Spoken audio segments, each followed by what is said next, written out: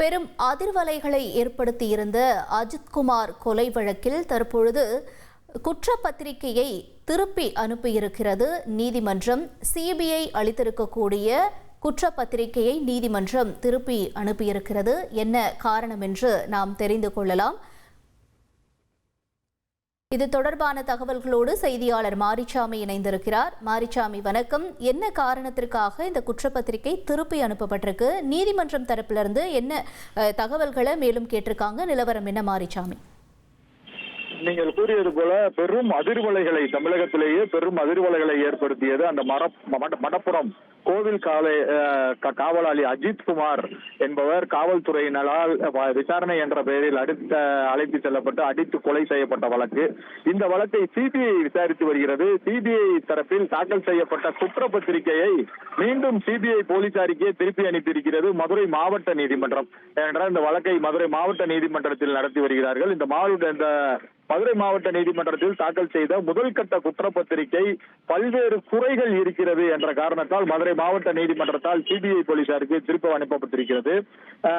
மடப்புறம் அஜித்குமார் கொலை வழக்கில் சிபிஐ தரப்பில் தாக்கல் செய்த அந்த முதல் கட்ட குற்றப்பத்திரிகை பல குறைகள் இருக்கிறது என அதில் தகவல் தெரிவிக்கப்பட்டிருக்கிறது. மேலும் குறைகளை நிவர்த்தி செய்து மீண்டும் தாக்கல் செய்ய சிபிஐக்கு மதுரை மாவட்ட நீதிமன்றம் உத்தரவிட்டிருக்கிறது. மடப்புறம் அஜித்குமார் கொலை வழக்கில் முதல் கட்ட குற்றப்பத்திரிகையில் குளறுபடி ஏற்பட்டிருக்கிறது என்று சொல்லப்படுகிறது.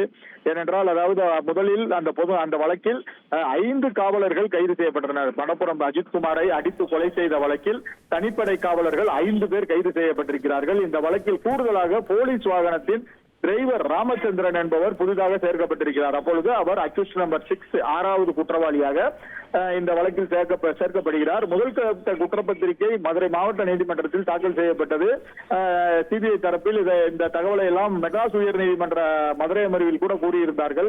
இதைத் தொடர்ந்து பாதிக்கப்பட்டவர்கள் தரப்பில் வழக்கறிஞர்கள் மதுரை மாவட்ட நீதிமன்றத்தில் அந்த வழக்கின் குற்றப்பத்திரிகை நகலை கேட்டு மனு தாக்கல் செய்தனர். ஆனால் இதற்கு எந்தவித பதிலும் தராமல் இருந்திருக்கிறார்கள். சிபிஐ தரப்பில் குற்றப்பத்திரிகை தாக்கல் செய்திருக்கிறார்கள், தாக்கல் செய்யவில்லை என்று பதில் தர தகவலை மறுக்கிறார்கள், தாமதிக்கிறார்கள் என மனுதாரர் தரப்பில் வழக்கறிஞர்களும் நம்மிடம் குற்றம் சுமத்தி இருக்கிறார்கள். இந்த தகவல் அடுத்து சிபிஐ தரப்பில் கேட்ட பொழுது தாக்கல் செய்யப்பட்டிருந்த குற்றப்பத்திரிகையில் நீதிமன்றம் பல வினாக்களை எழுப்பி இருக்கிறது. அதனை தாக்கல் செய்திருக்கிறோம் என பதில் கூறியிருக்கிறார்கள். ஏனென்றால் அதில் பல குறைகள் இருக்கிறது. அது தொடர்பான கேள்விகள் கேட்டதற்கு நாங்கள் பதில் அளித்திருக்கிறோம். மீண்டும் குற்றப்பத்திரிகையை சரி செய்து தாக்கல் செய்ய கூறியிருக்கிறார்களா என்பது குறித்து இனிமேல் தான் தெரிய வரும் என கூறியிருக்கிறார்கள். விரிவான தகவல்களுக்கு நன்றி மாரிச்சாமி. ட்ரெண்டை ஃப்ரெண்ட் ஆக்கிக்கோங்க. தந்தி டிவியின் சப்ஸ்கிரைபர்ஸ் அண்ட் ஃபாலோவர்ஸ் குடும்பத்துல நீங்களும் இணையுங்க.